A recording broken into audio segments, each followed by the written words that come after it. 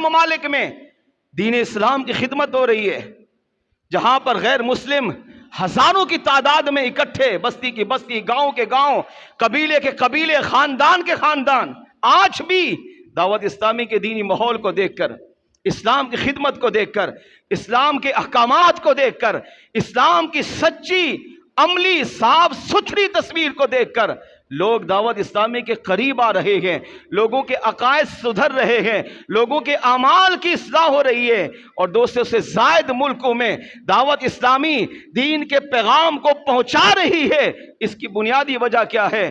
علماء کرام فرماتے ہیں اس کی بنیادی وجہ 4 ہیں جو اللہ کریم نے امیر اہل سنت کی ذات مبارکہ کو عطا فرمائی ہے۔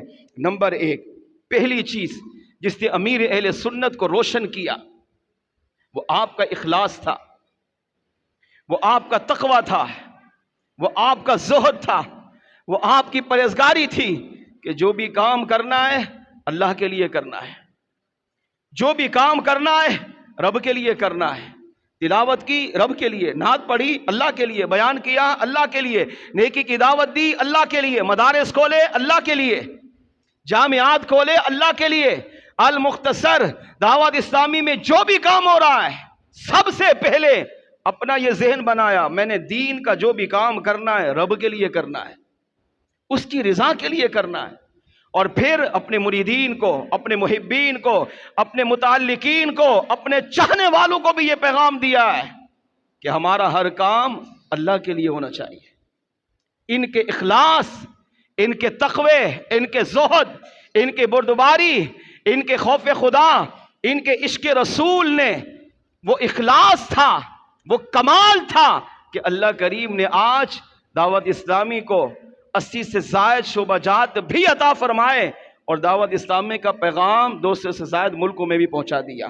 نمبر 2، دعوت اسلامی کی کامیابی کی دوسری بنیادی وجہ شیخ کامل امیر اہل سنت دامت برکات ملالیہ نے جو مقصد دیا یہ مضبوط تھا۔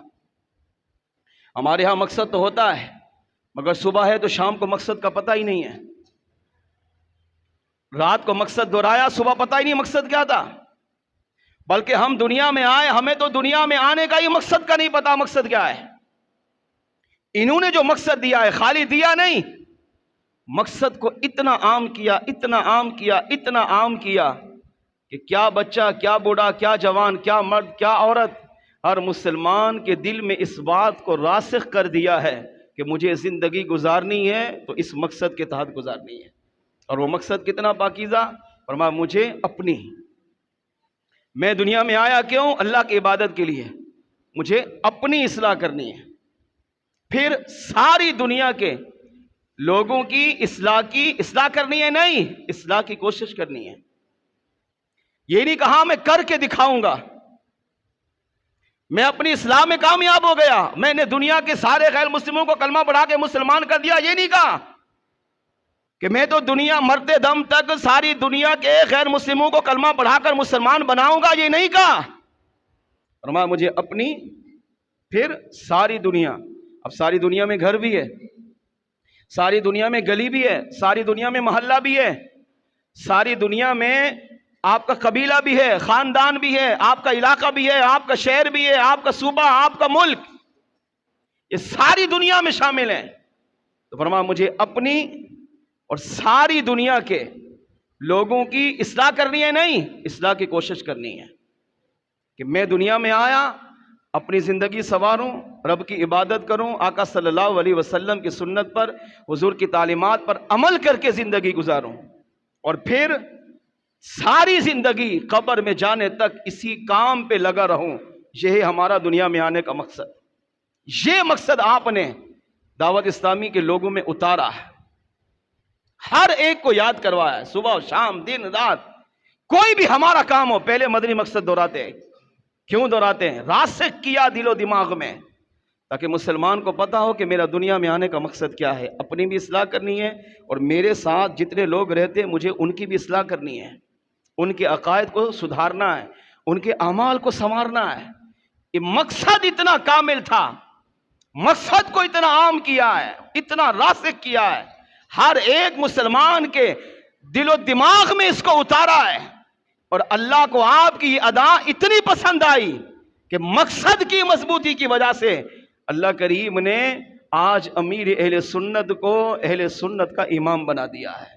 تیسری چیز جو امیر اہل سنت دعوت اسلامی کی کامیابی کی تیسری چیز وہ ہے دعوت اسلامی کے نظام کو مضبوط کرنے کے لیے ایک شورا بنائی جو 28 سے 30 افراد پر مشتمل ہے۔ یہ شورا کے لوگ کون ہیں؟ یہ وہ پاکیزہ لوگ ہیں جنہوں نے اپنی زندگیاں دعوت اسلامی کے لیے وقف کی ہوئی ہیں۔ جی ہاں، جو نہ دن دیکھتے ہیں نہ رات دیکھتے ہیں، بس دین کی خدمت، دین کا کام، بس یہ کرنا ہے۔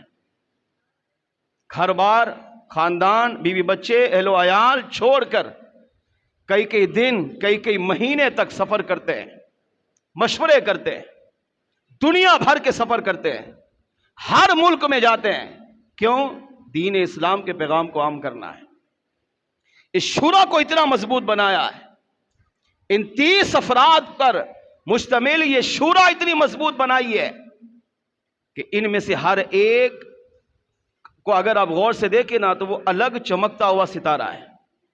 بلکہ آپ نے ایک موقع پر فرمایا میری شورا 14ویں کا چاند ہے۔ میری شورا کے اندر ہر رکن شورا 14ویں کا چاند اور نگران شورا ان سب کا امام۔ اور 14ویں کے چاند پر اگر آپ تھوکو گے تو تھوک چاند پر نہیں پہنچے گی، پلٹ کر منہ پر ہی آئے گی۔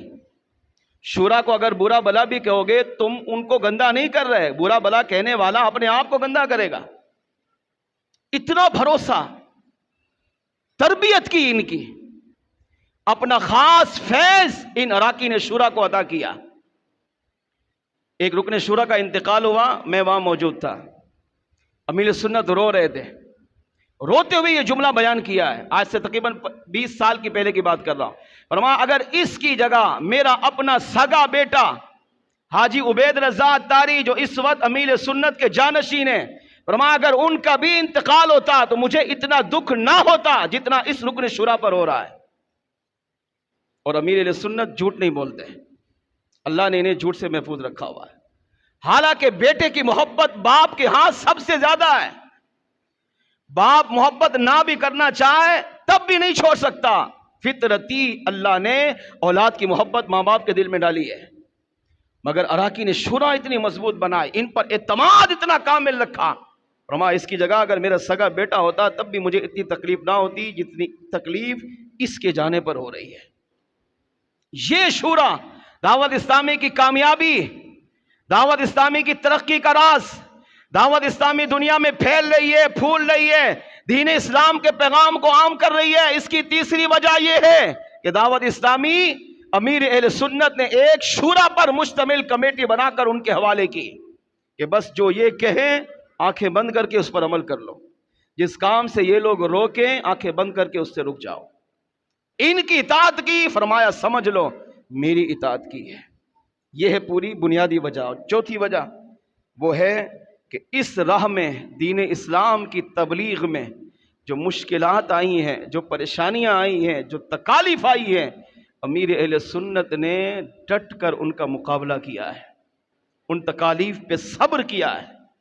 آپ کو مارا گیا، ایک مرتبہ آپ کو اتنا مارا کہ خون میں لت پت ہو گئے، مارنے والوں نے یہ سمجھا کہ اب ان کا انتقال ہو گیا ہے، اس حال میں آپ بے ہوش ہو گئے، مگر صبر کیا، ان کے لیے کبھی بد دعا نہیں کی، ان کے خلاف تھانے میں جا کر FIR نہیں کٹوائی، رپورٹ درج نہیں کروائی، اپنے مریدین کو بھیج کر ان کو پٹوایا نہیں، ان کو برا بلا نہیں کیا، بلکہ ہوش میں آنے کے بعد ان کے لیے دعائیں کی۔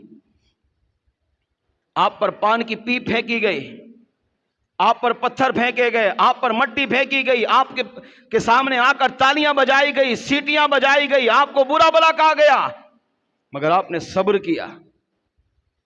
صبر ایک ایسی چیز تھی کہ اللہ کو آپ کی یہ ادا اتنی پسند آئی کہ امیر اہل سنت صبر کی برکت سے مصیبتیں، تکالیف، پریشانیاں، ان کے پہاڑ آپ پر توڑے گئے، مگر آپ صبر کا پہاڑ ثابت ہوئے اور صبر کر کے دکھایا کہ دین اسلام کی سختیوں پر، مشکلات پر کس طرح صبر کرنا ہوتا ہے۔ صبر کیا، اللہ کو اتنا پسند آیا کہ اللہ کریم نے صبر کی برکت سے آج دعوت اسلامی کا پیغام دنیا کے کونے کونے میں پہنچا دیا ہے۔